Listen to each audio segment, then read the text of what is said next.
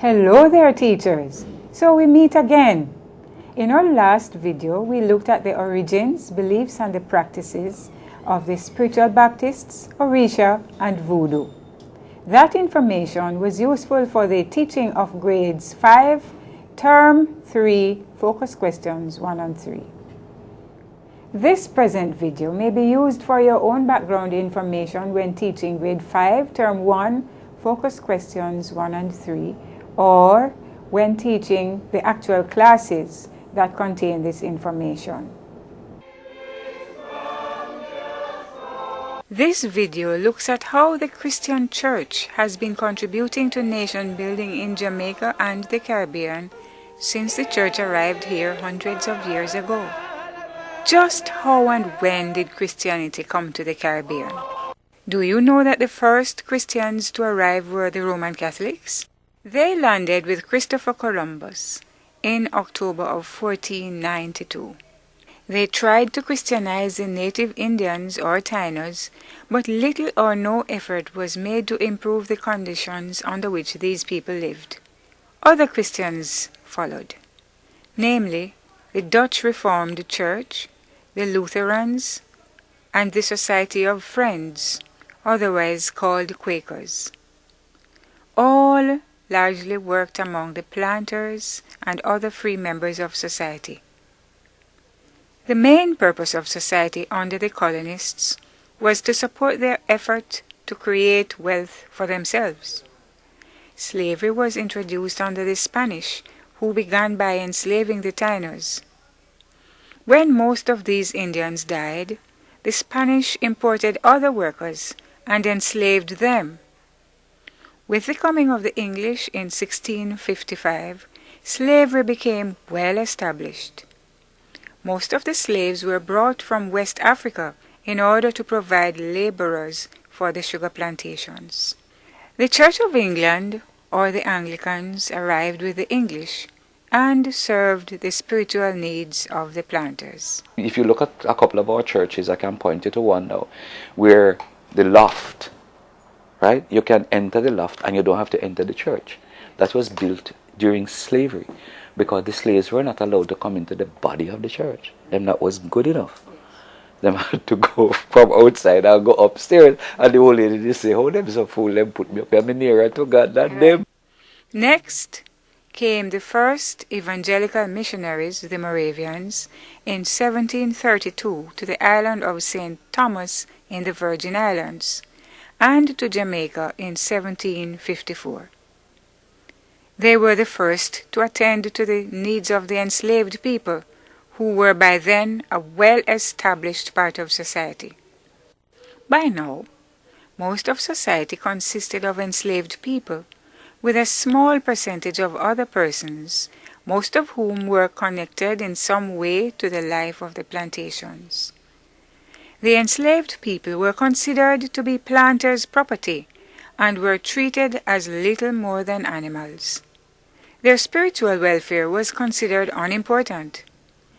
They were not schooled in Western traditions and educational standards, and their living conditions were very poor.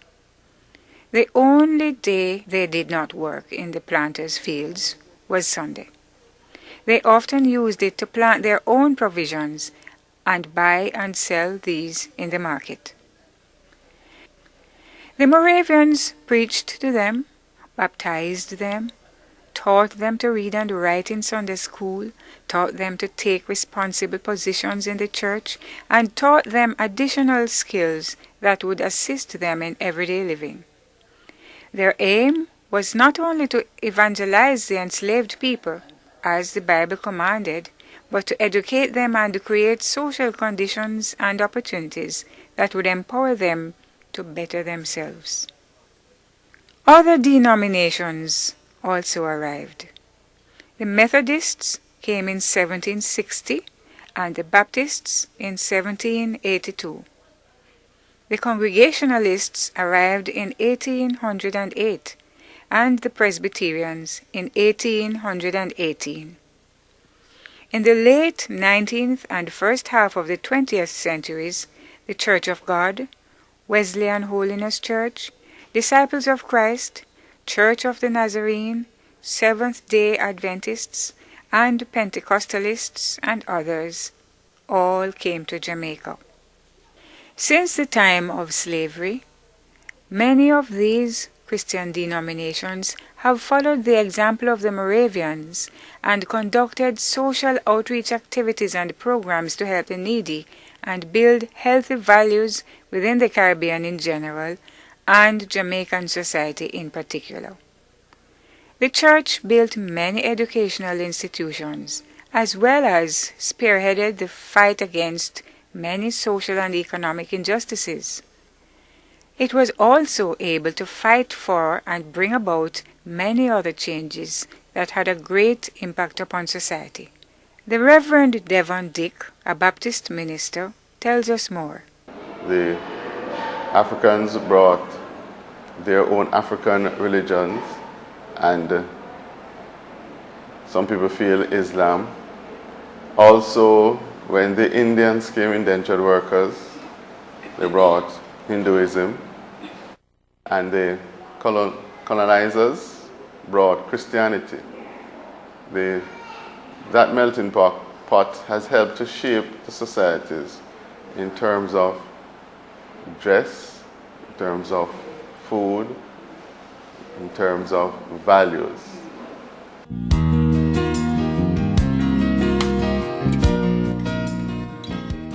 The Christian faith had an emphasis on teaching too. The missionaries played a significant role before slavery, during slavery, and after slavery, but particularly after slavery in educating the masses. Right. At that time, education was not seen as a state or government activity. It was seen primarily as a religious activity. Right. The first high schools were started by the church. You had St. George's, Immaculate. Those are churches that started schools that started in the 1850s. The first teacher training colleges were started by the churches also. In Refuge, in Trelawney. The elementary schools, most elementary schools, now called primary schools, were built by the church. By the 1892, 500 of those schools were built by the church. So the church was interested in using education as a means of evangelism. For some persons also it was a means of social control, so that they would be more docile and passive and would not rebel. But it was also a means of social mobility, that they could develop a skill, a knowledge, and empower themselves and take care of their families.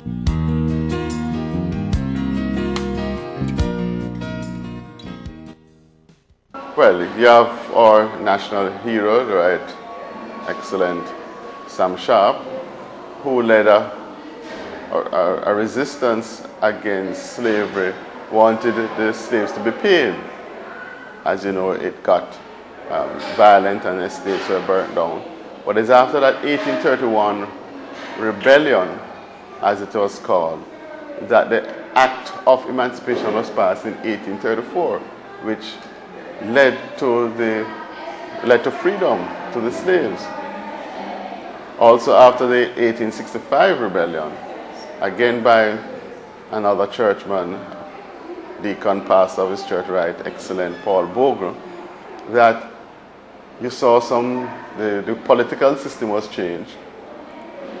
They put in place more funding for education. There was now a health policy for the nation. There was a savings bank.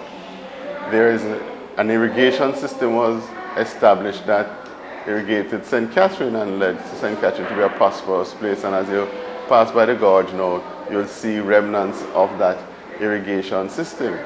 And so many good things started after 1865. As you know, also the police force was established after 1865. So there you saw some elements of putting a civil structure, civil service too, of which you are part, was established after that, so that persons could have social amenities and improvement in the society. And you had, as I said, people like Paul Bogle, Sam Sharp, George William Gordon in the early days who helped. We had other missionaries too, like William Knibb, James Philippo, in those early days who set the foundation. James Philippo, as you are aware, was one of the first missionary to move the idea of a university for the masses. Today, almost all well-established denominations are involved in social outreach activities that make a meaningful contribution to nation building. They believe, like those that have gone before, that helping the needy and feeding the hungry are as much a part of their Christian duty as saving people's souls. Some denominations work through organizations which they have set up for the purpose.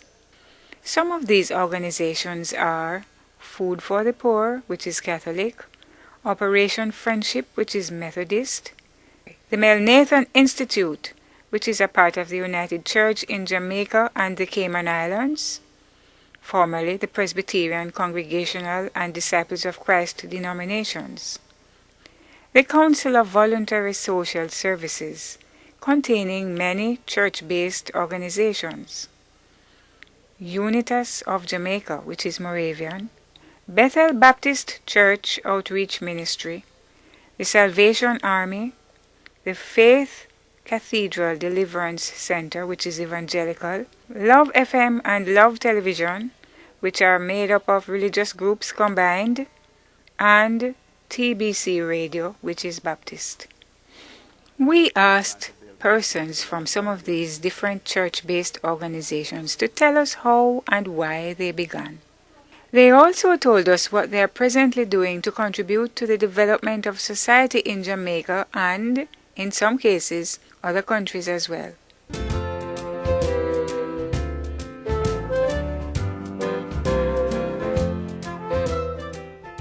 The outreach programs that we presently facilitate and are very much involved in, 7 in all: education, our medical outreach, our food, which is a school feeding program. We have prison outreach, we have fishing villages, we have housing, and also we have our agriculture.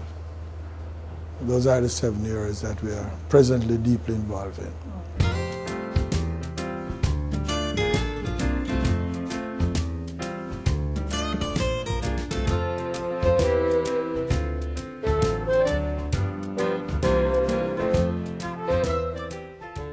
Fish symbolizes food, nutrients, everything about the man's total development, so to speak. Because the Bible refers to fish, primarily in terms of Jesus feeding the multitude of folks with fish and things like that. But we go beyond that, because when you think in terms of the name, food for the poor, to some people, or to us, is a misnomer, so to speak. Food is a total taking care of the